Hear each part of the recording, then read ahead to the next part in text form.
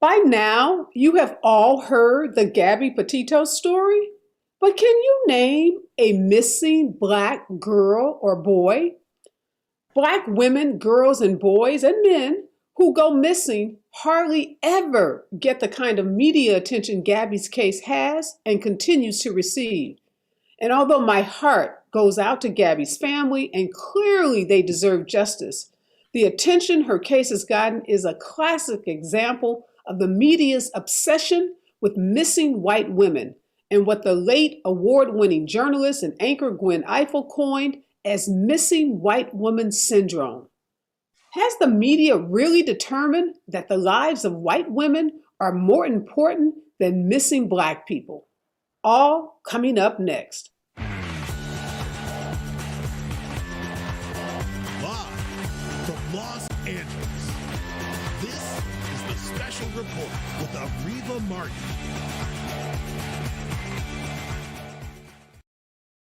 By now, you know the name Gabby Petito. Petito, a 22-year-old young woman, was reported missing earlier this month while on a camping trip with her boyfriend. She was unfortunately found dead in Wyoming just last week.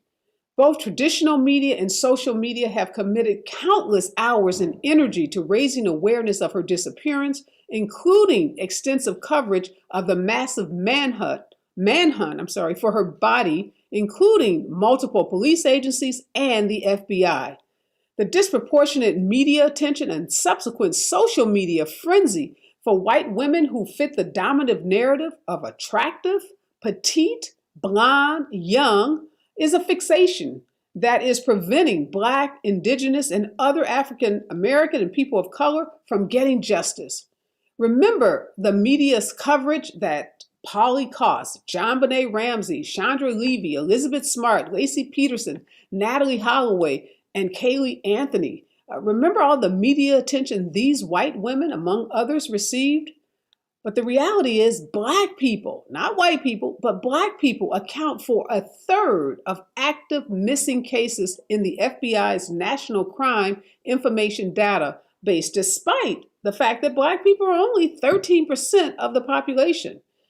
And in 2020, there was 203,000 missing people of color. Sadly, very few, if any, receive national media attention, as most are characterized as runaways and criminals. The hierarchy of media attention and commitment to a white supremacy frame sends a not so subtle message that Black lives hardly matter. Here for my first segment is David Robinson II. 3 months ago, David's 24-year-old son, David Robinson, vanished without a trace after leaving his job in Arizona. His father, David, has grown frustrated by the police's response and the relatively small amount of media attention his son's case has received. Good morning, David, and thank you so much for joining me. First, I just want you to know my heart goes out to you and your wife and your family on your son's disappearance. Just so sorry to hear about his case. Can you tell us, though, how long has it been since your son David went missing? I think you're on mute, David. It's been, you hear me? Yes. Yes, apologize.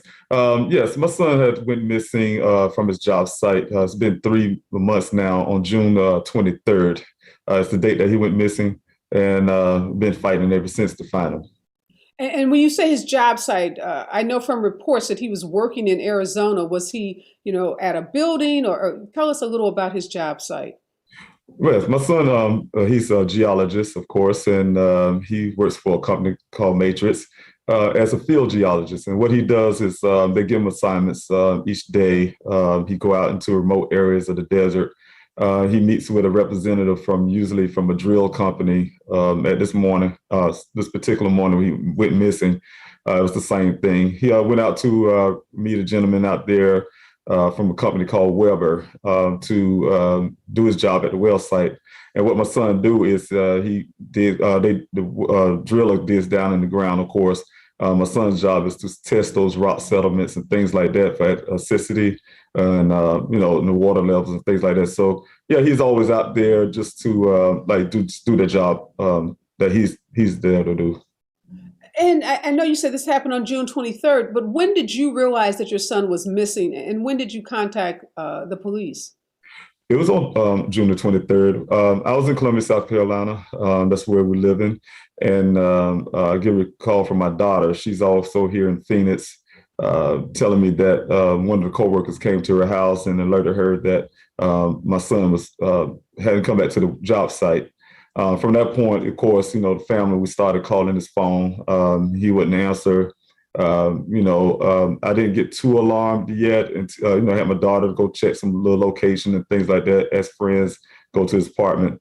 But when I looked at the time, because we have a bit time difference, 3-hour time difference, I realized it was over 6 hours. I found out he was last seen around 9 or so that morning, which was almost 6 hours at that point. And that's when I knew something was wrong, because Daniel, he would never, ever do anything, especially that long and that length of time, without calling his family and let us know that where he's at and things what's going on.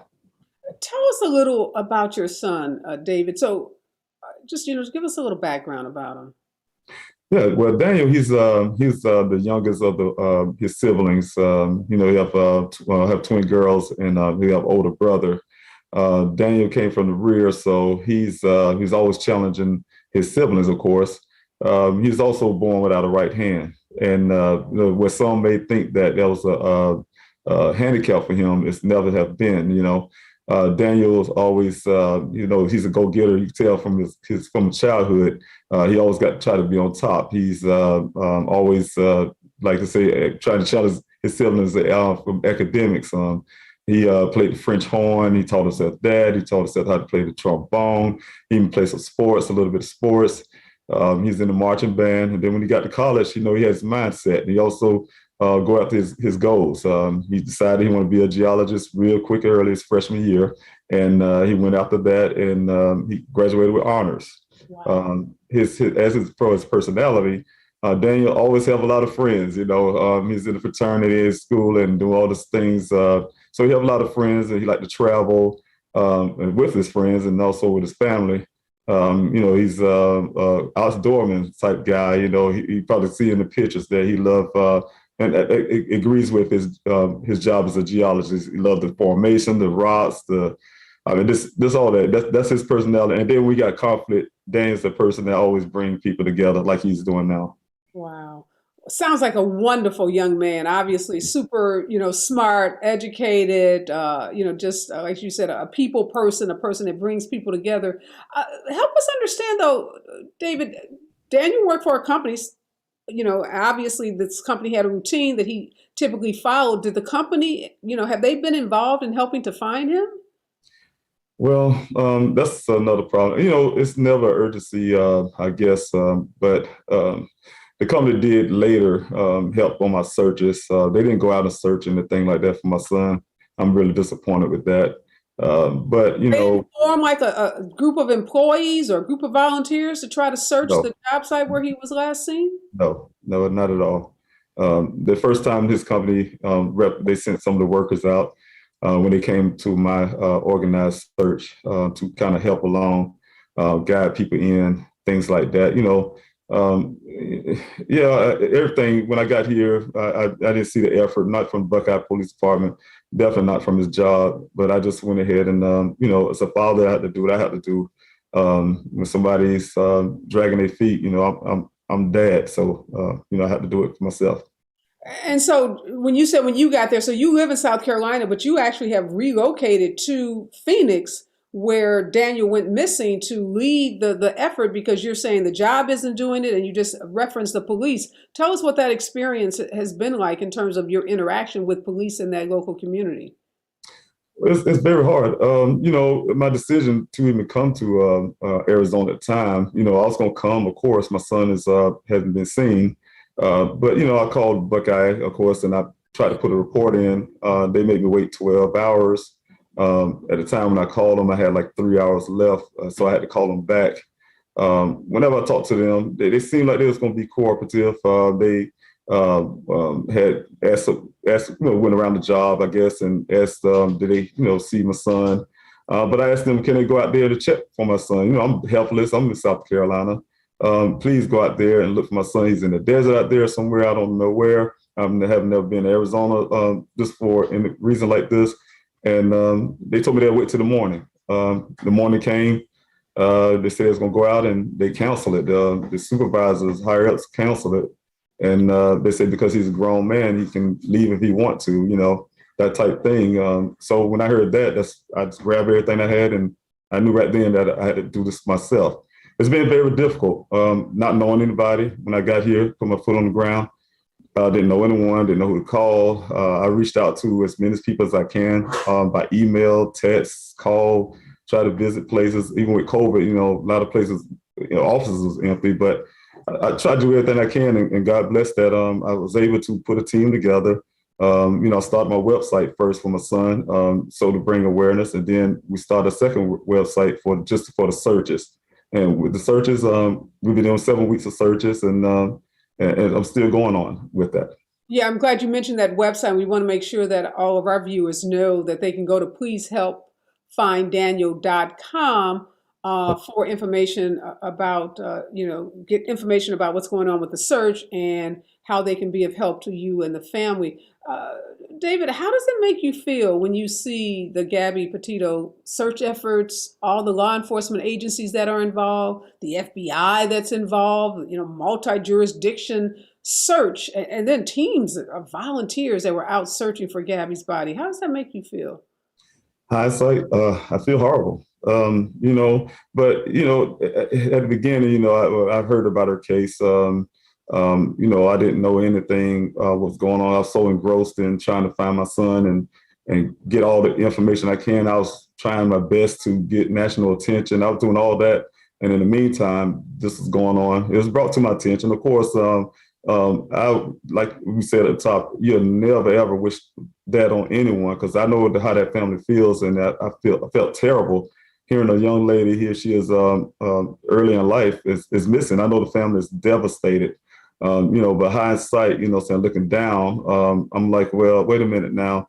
I've been doing the same thing, working hard, very hard, rigorously, just to try to get local attention. Was able to pull some local attention, and but that wasn't enough. I needed eyes out there. My son could be anywhere, or somebody may know something, and I'm not getting that kind of attention. But yeah, it's hurtful. It's hurtful to see the FBI there. I'm trying to beg for the FBI to come in this case for all the things that's that's baffling investigating. Even my own investigator, we just puzzled about a lot of things that happened, and Buckeyes dragging their feet. So we need somebody from outside agencies to come in, and that's what I'm pressing for now. I want to bring into the conversation now Derrica Wilson. She is the co-founder and CEO of Black and Missing Foundation, Inc. She's also former law enforcement. Good morning, Derrica, and thanks so much for joining us. I see you shaking your head as you're listening to David's story about his son, Daniel. What's going through your mind as you hear, how horrible this experience has been for the Robinson family? I think you're on mute too, Derrica. If you could unmute your. I'm sorry. I know this has been difficult for Mr. Robinson and his family. We're hurting for Mr. Robinson and his family. We are using our platforms to help tell the story about Daniel, to get the awareness out there. That is why the organization is in existence, because too often our cases are not covered. I was looking at the Gabby Petito's case, and my heart goes out to her family, but it was disappointing to see all law enforcement coming out, the FBI, local jurisdictions. They were bringing out all resources, the drones, the divers, the four-wheelers, the cadaver dogs. And I'm like, what about this young man, Daniel Robinson, that's missing out of Arizona? This is devastating. Here's a young man, a geologist, who just went missing. He did not fall off the face of this earth. And it's not right for Mr. Robinson and his family to, number one, our tax dollars are paying for all the services that are being dedicated to cases like Gabby Petito, but at the same time, Mr. Robinson is having to create his own GoFundMe to hire a private investigator, to hire search teams to come out there, to create flyers. All of that stuff is very expensive. And that's how we also try to help these families. We wanted to pay it forward and help Mr. Robinson and his family with his son. So we also made a financial contribution because our cases are just not getting that type of attention. Help us, Derrica. You're former law enforcement. I know you were a sheriff and you were a police officer. And what we heard David say is that there was supposed to be a search that I think involved helicopters or something that was called off. And a comment was made because his son Daniel was an adult. Well, in fairness, Gabby at 22 is an adult as well. How are those decisions made within a law enforcement agency as to what level of resources will be dedicated to which cases? I mean, it's completely unacceptable. Every case should be taken seriously. Oftentimes they would like to say that adults can come and go as they please, and we can. But at the same time, that something is wrong. And the fact that so much time went by without them doing the appropriate follow-up, time is of the essence. So that evidence that existed may no longer exist as you allow time to pass by. So it really is unacceptable. And I stand, firm with Mr. Robinson to continue on this fight because we need to implement change. When it comes to our missing, children, they like to classify them as runaways. Runaways do not receive the Amber Alert. We're not getting that sense of urgency to find us. And when it comes to missing adults, men or women, their disappearance is oftentimes associated with some sort of criminal activity. So again, there's no sense of urgency, but you have this young Black man who is missing, from his job site. The fact that they didn't even file the police report is eye-opening because they should have been the ones to file the police report. Mr. Robinson is traveling from South Carolina, and fighting for his son. And then to say, oh, you have to call back in 3 more hours. Why couldn't they have taken a report? Why couldn't they have, sent a search team? And that's what I'm trying to understand, Derrica. Having worked in law enforcement, who's making the call on what resources are deployed by a police department? And then I want to ask about the FBI. The jurisdiction themselves, because oftentimes, everybody is territorial. And so when the FBI gets involved, the jurisdiction normally invites them to get involved other than when there's state lines crossed. So when there's state lines crossed in the situation with Gabby Petito, the FBI wanted to get involved with that. But here's the situation. He's in the desert. And they need to get involved because they need helicopters. There's so much land to cover out there. And David, let me ask you, so this happened in June 23rd. We're now sitting here at the end of September. Is there an active police case? Are police actively searching for your son, as we sit here at the end of September? Well, back in, I believe it was some middle part of July, the Buckeye Police Department came out and stated that they exhausted all their leads concerning my son. Since the time my son went missing, I know the Buckeye Police Department only did 3 searches. That was 3 days after he went missing. The second time was roughly around 2 weeks later with the Civil Air Patrol. And then the third time was when my son's vehicle was discovered on July 19th. And to date, I know only one. I received a call from the Buckeye Police Department finally, and I think that's because of the media attention and the heat that's coming on them now. Told me that they did a search yesterday. So that urgency is just like that. There's no action. They're just a reaction to, like I said, the public or something, to try to do something for my son, and that's unacceptable to me. Yeah, Derrica, how often are these cases? We're sitting here with David, hearing this horrific story of Daniel Robinson, his son.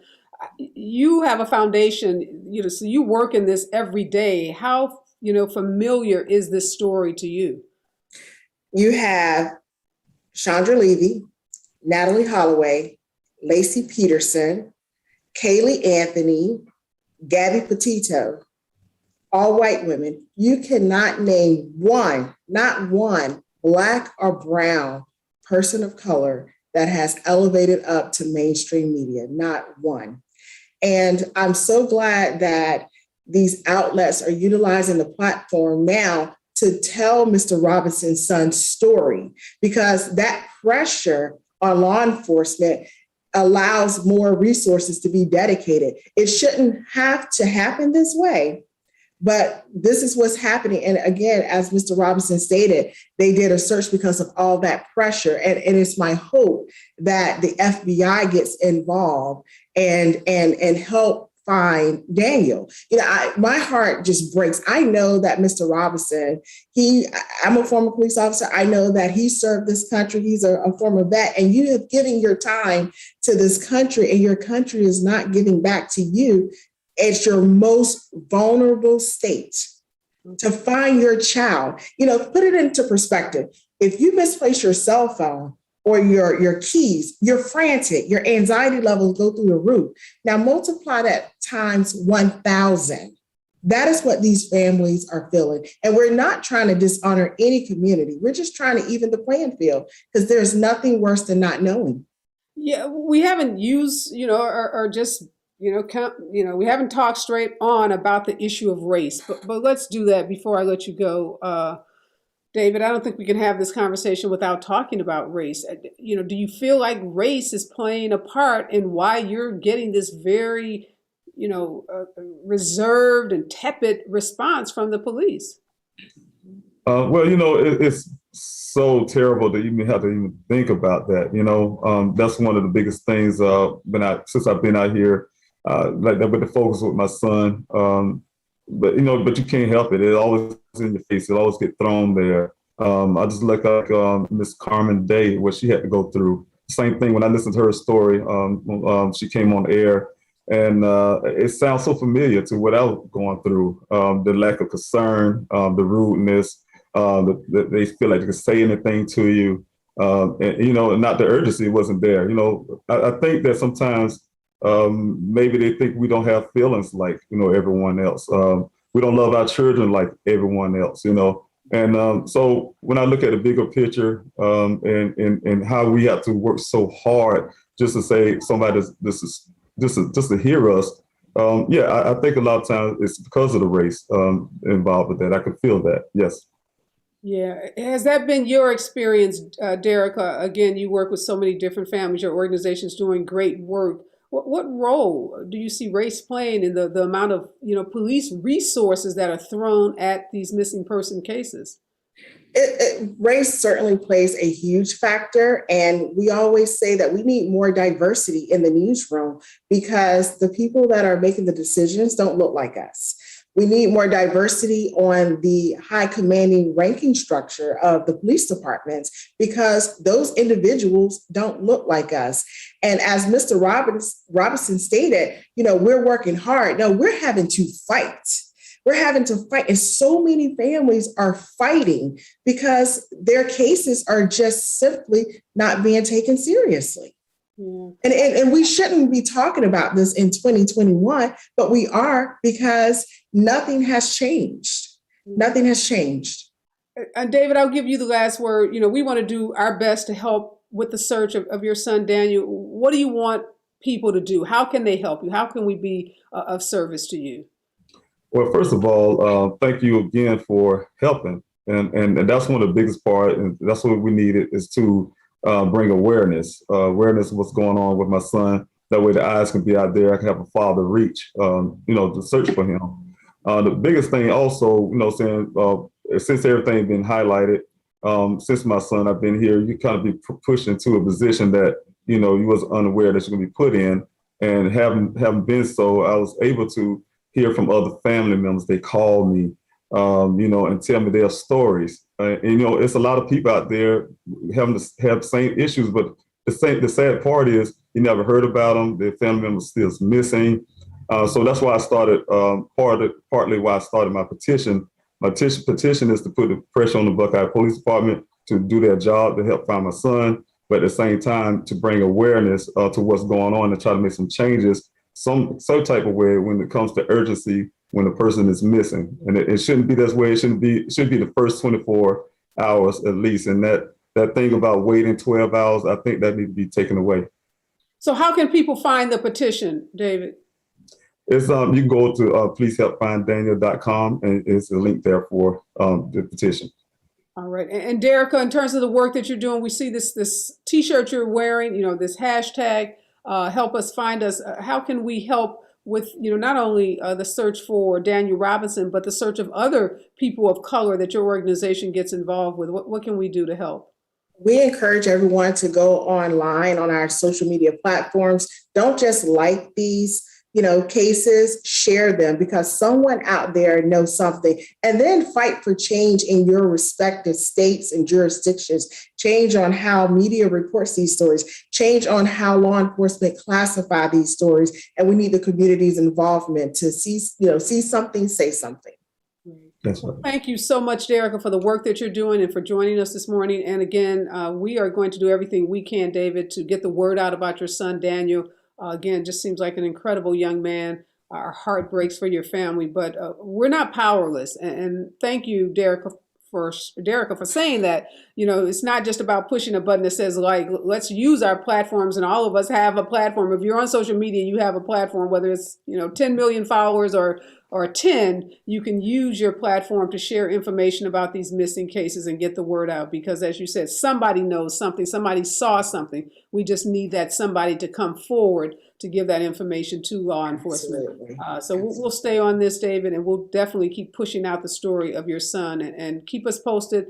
And we'll be praying that, soon there's information about your son and that information is good news. So again, thank you, David, and thank you, Derrica.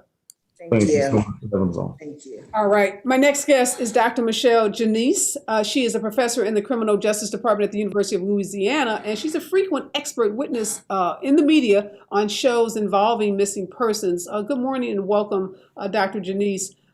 You were listening to just the horrific story of Daniel Robinson, and horrific because of what David and Derrica talked about in terms of the fight to get stories of African American, indigenous people of color in the media. And we've heard a lot about this term, missing white woman syndrome. Help us understand what that concept means. So what we see in the literature is an overrepresentation of typically white women in the media when they go missing, and then an underrepresentation of basically anyone else. And we know Gwen Ifill, celebrated journalist, anchor, publicly talked about it and coined that phrase, missing white woman syndrome. And I know you've done some research that actually focuses on the relationship between crime and the media. Tell us what the results of some of your research is. So I've done research looking at both traditional news media and social media for missing persons awareness. And we see a disparity in coverage of individuals of color. They're far less likely to receive coverage when they go missing. And that is larger as distance grows. So they're less likely to receive out-of-state coverage and national coverage compared to white individuals. We also see disparity by gender.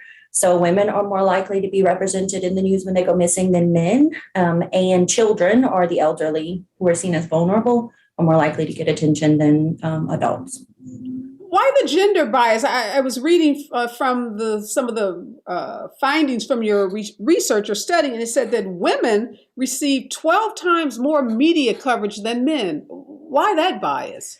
We think it relates to our perceptions of vulnerability.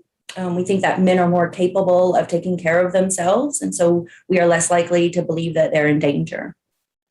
And again, from your research, white victims receive nearly 3 times as much total media attention than minority victims, as well as a higher word count within articles.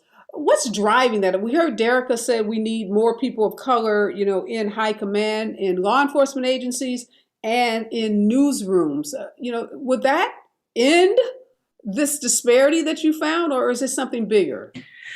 I think it's something bigger because my recent research shows us disparity by race in the social media realm as well. So we sort of thought that social media would be the great equalizer because there wouldn't, be these conglomerates telling us what to care about. But what we see, preliminary studies tell us, we see bias in the same way when it comes to race. So users are engaging less. So we can account for, or at least we can, point to the news directors when we're talking about network news stations and cable news stations. We can say, well, there's not enough diversity in those directors who are deciding what stories to cover. But you're saying that the disparities even exist on social media when each of us are our own news directors and deciding what we're going to, put out in social media. So help us understand that. That's an interesting finding. So we were definitely surprised by that finding, and we're dedicating more time and efforts to research this to make sure that this is a consistent finding across the board, of course. But we think, it could be that individuals are primed to expect victims to be white and offenders to be non-white because that's how they're typically portrayed in the news. And so they're more likely to engage in missing white individuals when they see them on social media because of those implicit biases. They just think they're more likely to be vulnerable. And so they're typically not explicitly racist or biased. They're just going with the routine, which has inherent biases in it. Yeah, I want to bring into the conversation now Dr. Ava Thompson Greenwell. She's a documentary filmmaker and a researcher of Black women television managers. She teaches reporting at Northwestern University School of Journalism. And she's also the author of Ladies Leading, the Black Women Who Control Television News. Good morning and welcome, Dr. Greenwell. I think you're on mute.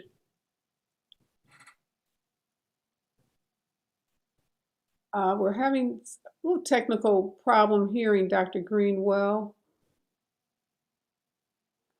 Yeah, Rashad, do you know, can we get her sound?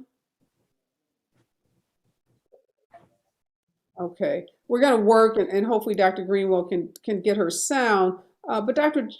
Jeanis, it's interesting. So you're saying on social media, people follow the patterns of what they see in mainstream media. That's what we think, yes, that they're following the typical patterns. We only saw that bias at individuals who were runaways or individuals of color or minority status. So we didn't see those gender differences that we thought we would see, but those racial differences remain the same, as well as case circumstances. So Gwen Ifill, she coined that phrase, missing white woman syndrome. That was over a decade ago. So this isn't a new concept. Why haven't we seen change? So it's not like the newsrooms don't know that there's this disparity and disproportionate reporting of white women over people of color. Why haven't we seen more change? This is the longest we've ever had this conversation. I've been doing this for a while and people forget about it almost immediately. So I am just so impressed that we are still having this conversation. And I hope that this will lead to reform. We need the government to pay attention that we don't have a system in place for adults who are missing. And so that's a big part of why we see all of this disparity, and until we get that funding, we won't be able to make the change. And people like me, researchers, we need the data. Until we have a system that is like a national system, we're going to be behind. Do we have Dr. Greenwell back, Rashad? I know we're trying to fix her audio and her picture. Do we have her? Okay, we'll keep working on that. Yeah, I think Dr. Greenwell, we're still having some difficulty with your sound.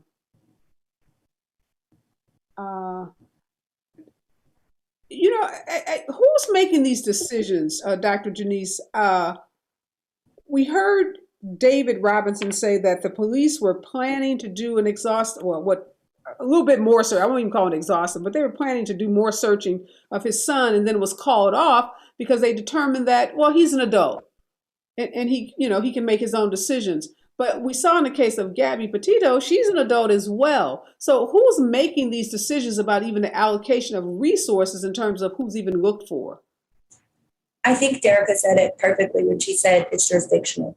It is up to that jurisdiction to decide how they're going to allocate resources. And because we don't have a sort of a protocol or a handbook or a standardized system for them, then they get to decide what's best. And of course, when we leave those decisions without evidence or science, we have error.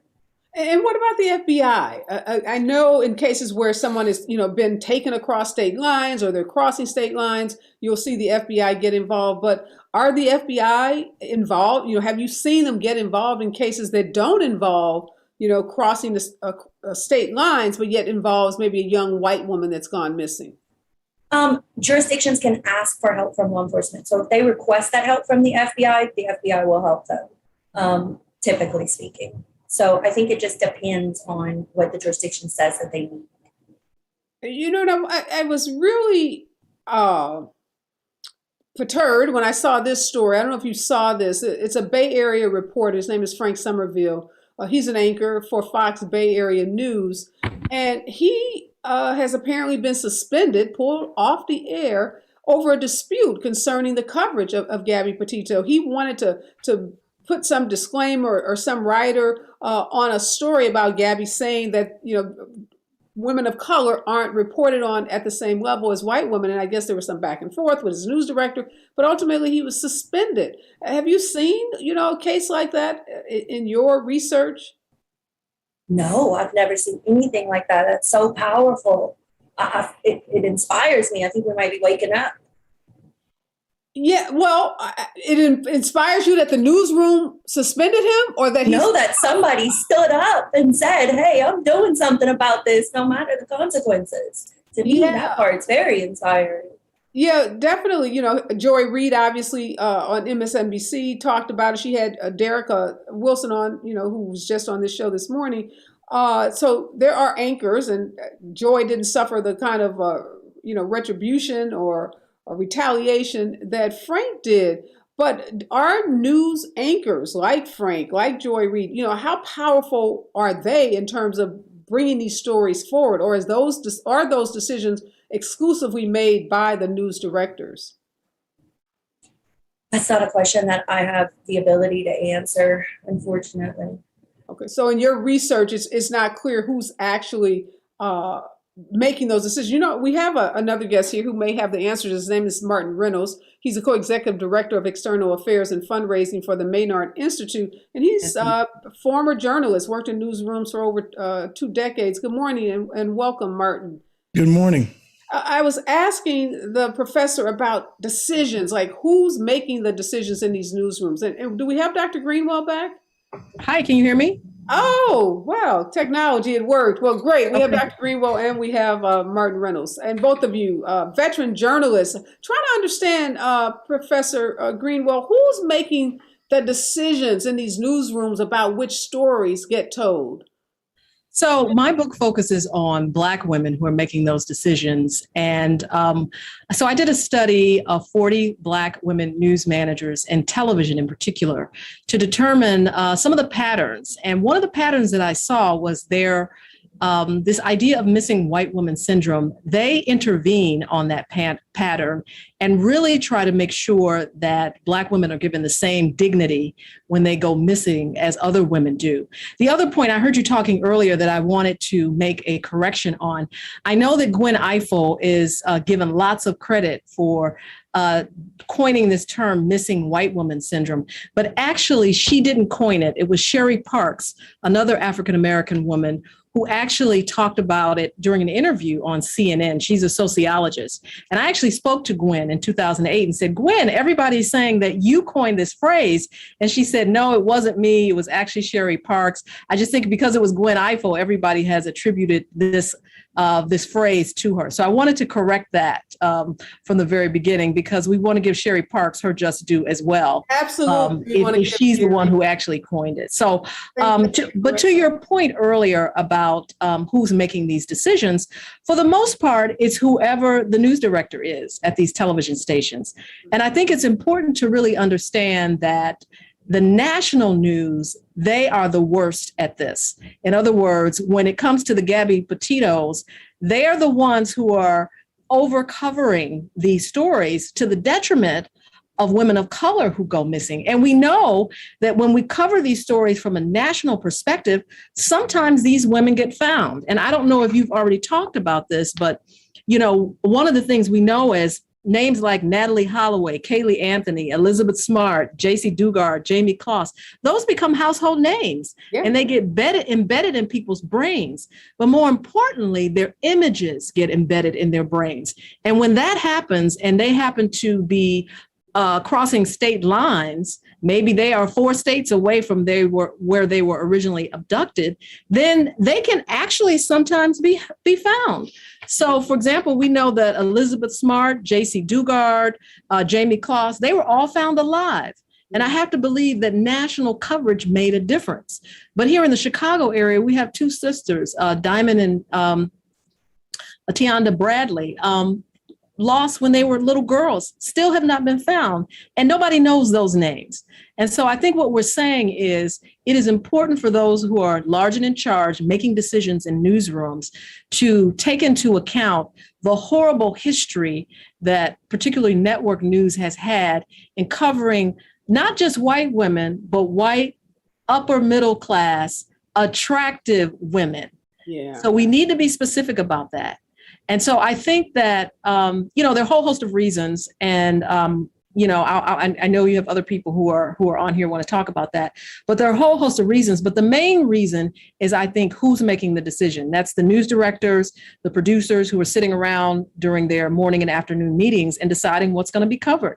So the Black women in my book, they often would intervene and say, no, we're going to cover this person because they've been missing for a week. And we think it's important that this person of color get their dignity and be that their life really matters. And we're going to cover their story the same way we do others. And so I think that's why there's this need for more diversity in the newsroom.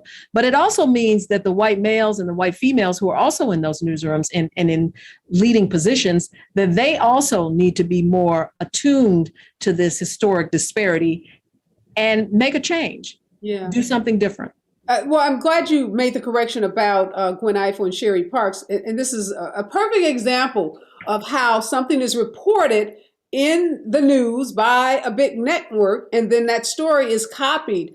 And if you look up this missing white woman syndrome that, in the conversation we've been having over the last week, pretty much every article you are going to read is going to attribute absolutely Ifill, because the news just kind of repeats itself. Nobody's going and researching the facts. They're just, copying the story that's been copied. So it just gets passed down in that way. Martin, I want to bring you back into the conversation, because one of the things that Dr. Greenwell said is that, these news directors are making the decisions about what to cover. Also, let's talk about how they cover these stories in terms of the images.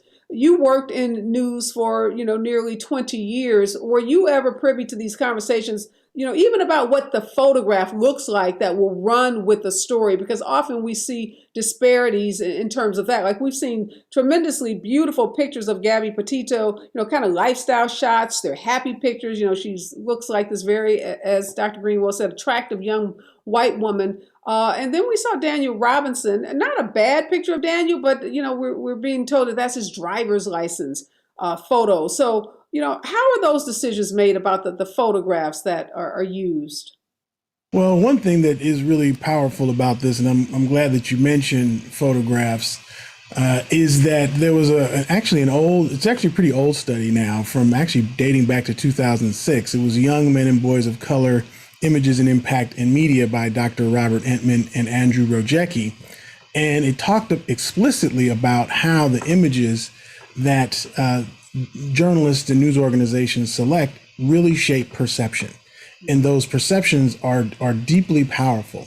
They lead to why police perceive people of color as having weapons when they don't.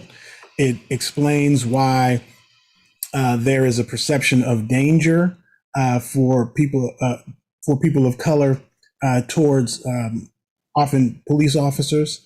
It shapes perception around use of force.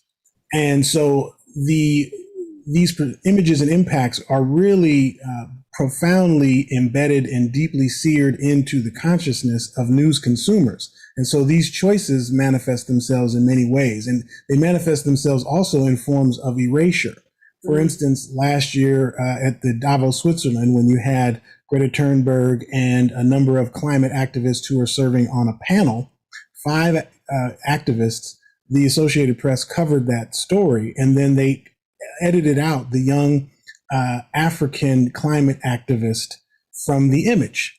And that ended up being a huge problem. Anyone who knows anything about covering a panel, you take a photo of everybody that's on the panel. You don't edit anybody out. It just doesn't happen. That's like journalism 101. And I know Dr. Greenwell will agree with me with that. Agreed. If 5 people are there, you take a photo of the 5 people. But this one young Black woman, she's a young lady, was edited out.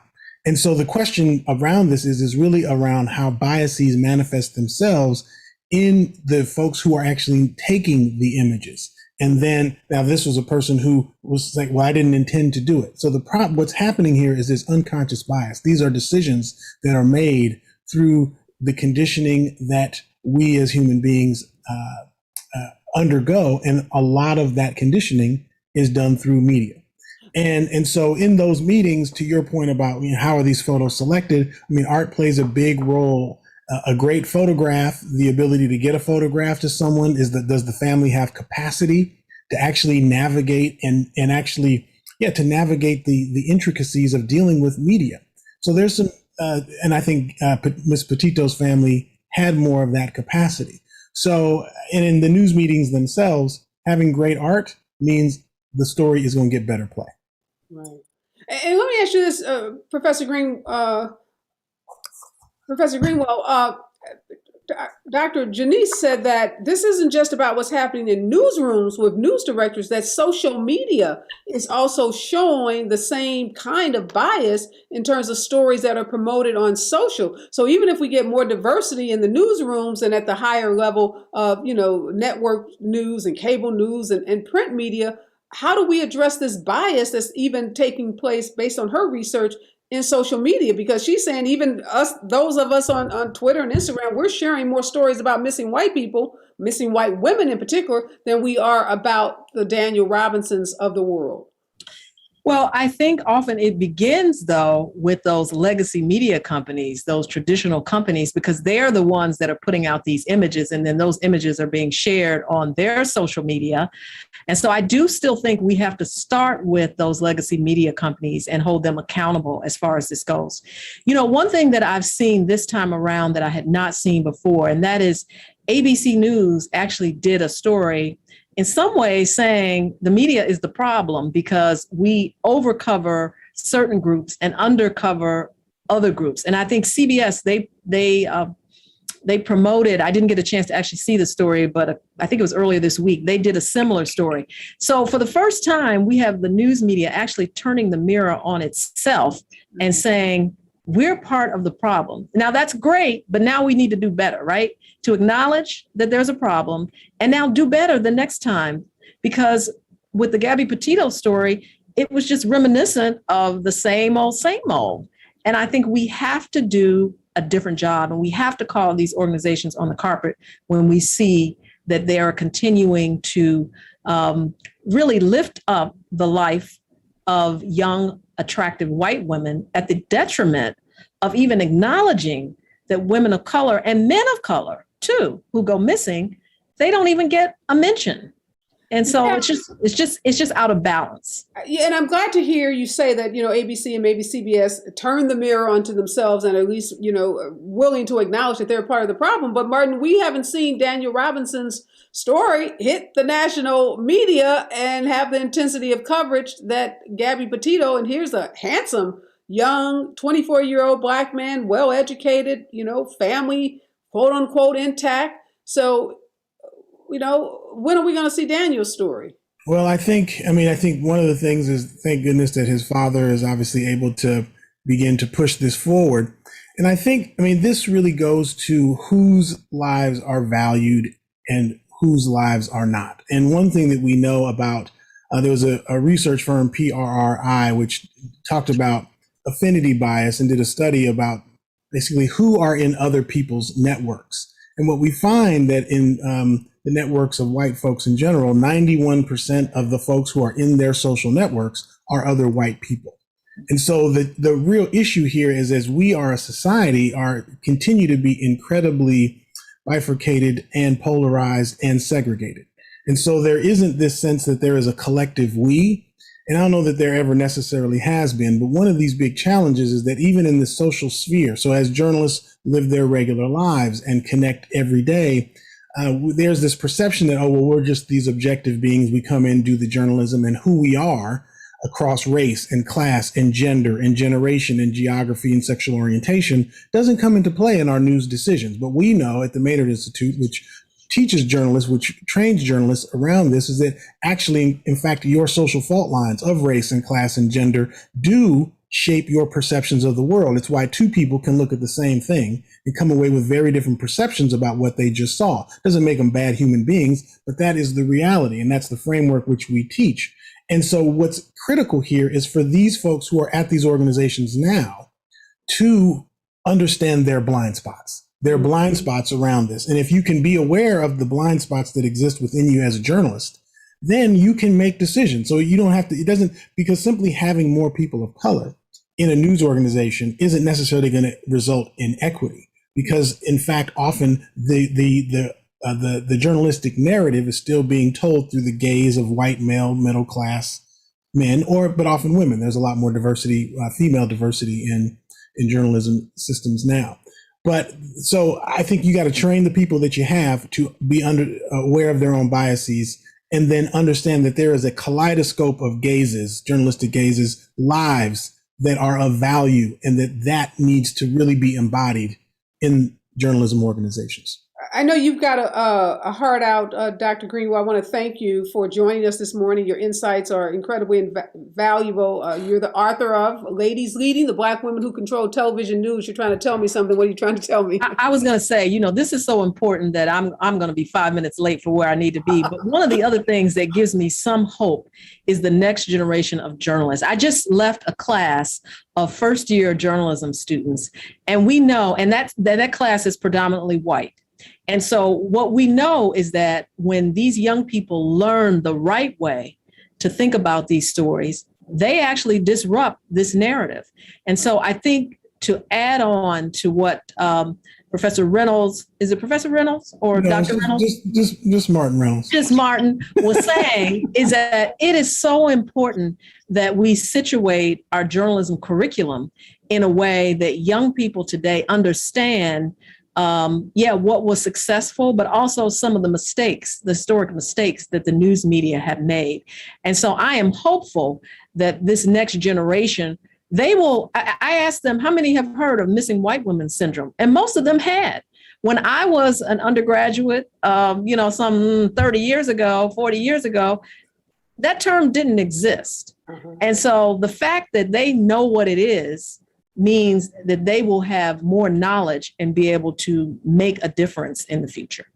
And Professor Jeanis, I want to bring you back in. You mentioned the study, what your research found around social media. And we just heard Martin say that 91% of white people have mostly white people in their network.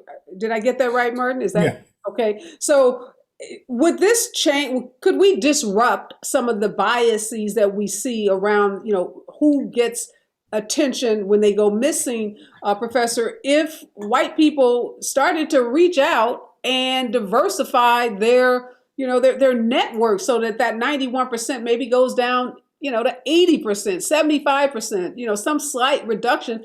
Basically, if white people just, got in touch with more people of color. Absolutely. If we sit in our comfortableness and are willing to experience or understand the experience of others, be more compassionate, we're going to be more likely to like, click, and share and interact with those posts that don't, reflect our experiences.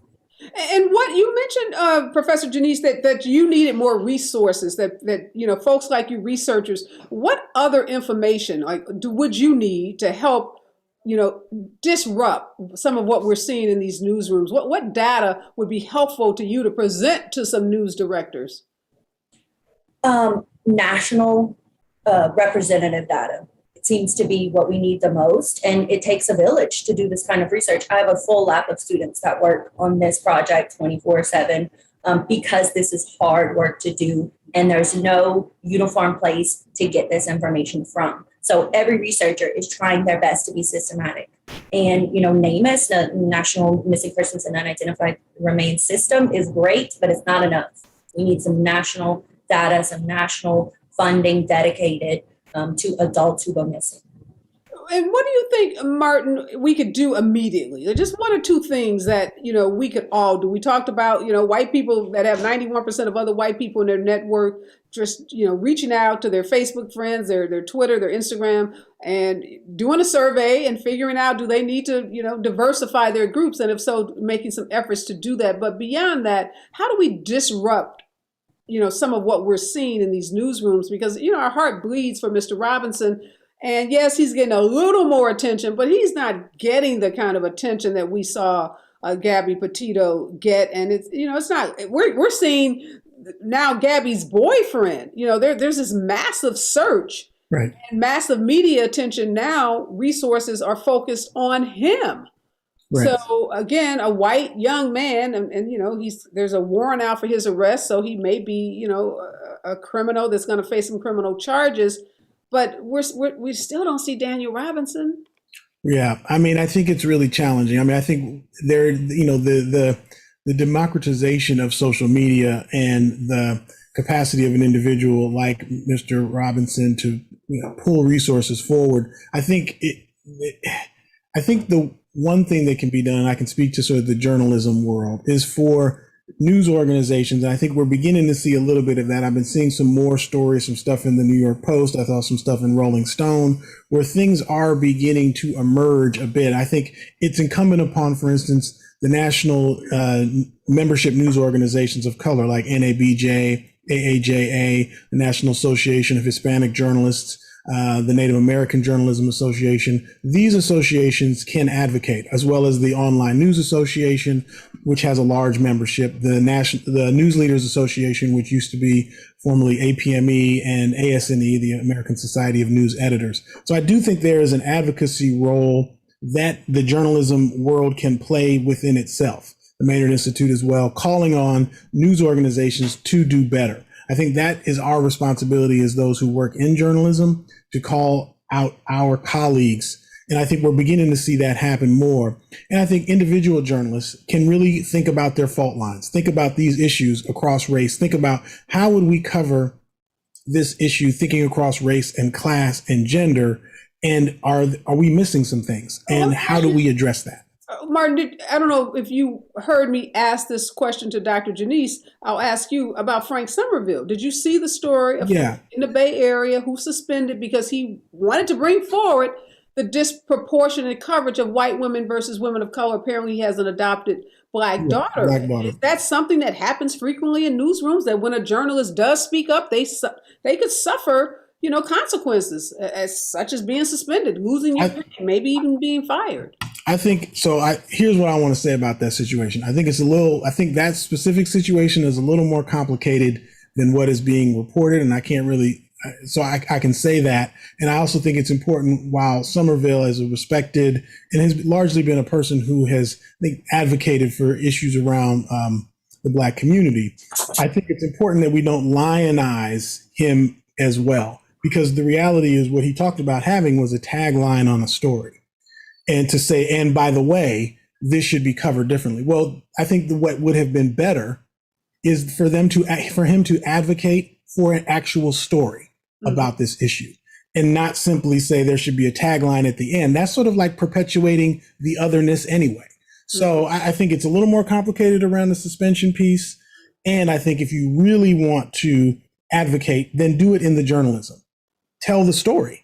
Well, we saw Joy Reid. She had Derrica Wilson on. She, cited Gwen Ifill, that now got picked up, that now Professor Greenwell tells us is Sherry Parks. Right. Are the Black journalists anchors? Let's go with anchors that you see, daily on TV, be it network or cable. Do you think they're doing enough to bring these stories forward? We don't want to do a roll call, but you know who they are. Well, I mean, I think it would be hard for me to say if they're all doing enough. I think the problem is often, I mean, the anchors, depending on who they are and the status they have and the power they have, can probably shape a measure of coverage. But the reality is, it's really news directors, right? It's really those who are in power above the chain up the chain of command who make the decisions. And so I think it's also somewhat unfair to put it on the shoulders, right, of the very folks who represent, or are supposed to sort of represent, the totality of the community. It's really incumbent on folks who realize they don't necessarily look like the folks who are missing, to understand the value of those individuals and to check their own biases at the door. Yeah, you've said something that really makes me want to have a much larger conversation with you about the responsibility of the Black folks who are in front of the camera. But obviously, I'm out of time, so I can't have that discussion with you right now. But I'm going to have you come back. Last question to Professor Jeanis, and that is any advice that you can give Mr. Robinson about how he gets more law enforcement, because he needs two things. He needs media attention, but he also needs bodies on the ground. He needs resources searching for his son. So is there anything that you can impart in terms of how he gets law enforcement more active in the search of his son, Daniel? So I can't speak to law enforcement being more active, but I do know that there are many grassroots missing persons organizations that are dedicated to show up wherever and help find people or help the families. So there's like Texas EquiSearch and just there's so many organizations. Even the NCMEC, the National Center of Missing and Exploited Children, will offer help to families, even if they have adults who are missing. So there's lots of resources available. They're just harder to find. So I think if he could get connected to some of those missing persons organizations, that could help him. But I don't know if we have easy answers to get law enforcement involved. Yeah. Well, we've got to leave it there. Thank you so much, Professor Jeanis, for your insights. Martin, I got to have you back to talk about those Black folks in front of the camera and what responsibility we have as it relates to bringing these stories forward. But again, thanks to both of you for joining me this morning. Thank you. All right. Say a big thank you to all of my guests, and particularly to Mr. Robinson for just having the courage to keep fighting each and every day, even though he's not getting the help that he needs from the police department there in Arizona. He's not getting the support that he wants and needs from the FBI. But maybe, by coming on the special report, by going on other shows, by, continuing to speak up about his son, Daniel, those resources will start to come together because his son, as we saw those pictures and we heard his dad talk so powerfully about Daniel, his son deserves every bit of coverage and every resource that's available to law enforcement in this country to find him. And we know that when law enforcement, puts their back into it, when they put their resources together, that they can find people. And Dr. Greenwell just, read the roll on missing white women who were found as a result of their names becoming household names as a result. And those women, most of those women, there are movies made about them, documentary films, so much about their stories became a part of the fabric of America, our media and what we watch and see. But each and every one of us, as we also heard our guest today say, can play a role. We can use our social media accounts. We can share the story of Daniel Robinson. We can share the stories of other people of color who have gone missing, whose stories are not getting the national media attention. So we don't have to just feel sorry and we don't have to just feel sad about these stories. We can actually take action. Some words to live by before I get out. See something, say something. I want to give a big shout out to MSNBC anchor Joy Reid. Joy saw something and she said something. It was Joy's reporting on Gabby Petito and the repeated familiar pattern about how women like Gabby get more media attention than missing people of color that really sparked this conversation that we've all been having over the last week and a half or so. Joy invited she talked about missing white women syndrome. She did a say that the phrase was coined by Gwen Ifill. We now know from Professor Greenwell that it was Sherry Parks that actually coined the phrase. But more importantly, she had the courage to talk about how we can honor Gabby and call for justice for her story, but at the same time, raise awareness of the disparities and the disproportionate coverage that white women get. And so, again, a big shout out to Joy Reid for bringing this conversation forward and for having, for creating a space where we can all talk about it. And as Dr. Greenwell said, we definitely need more people of color in newsrooms, more news directors, more managers, more presidents. And we need more people in front of the camera as well who are, going to stand up and speak truth to power about these stories, because there's absolutely positively no justification for the relatively small amount of coverage that Daniel Robinson's story is getting and people of color like Daniel versus Gabby Petito. Both lives, Gabby's life, Daniel's life, important, loved by their families, loved by their communities, both deserving of empathy, both deserving of an exhaustive search and exhaustive media. Anything less is a travesty of justice. Anything less is a blatant example of vile racism. And like Joy Reid, it should motivate us all to say something, to do something, to use our platforms to try to end the disparities that we see. I'm out, y'all. Don't forget to check out Areva Martin Out Loud this Saturday at 10 a.m. PST on KBL A Talk 1580 for bold, unfiltered, and perspectives that matter. I have an amazing guest that's going to join me on Saturday, October 2nd, 10 a.m. Don't forget to wear your mask. Don't forget that we are all in this together.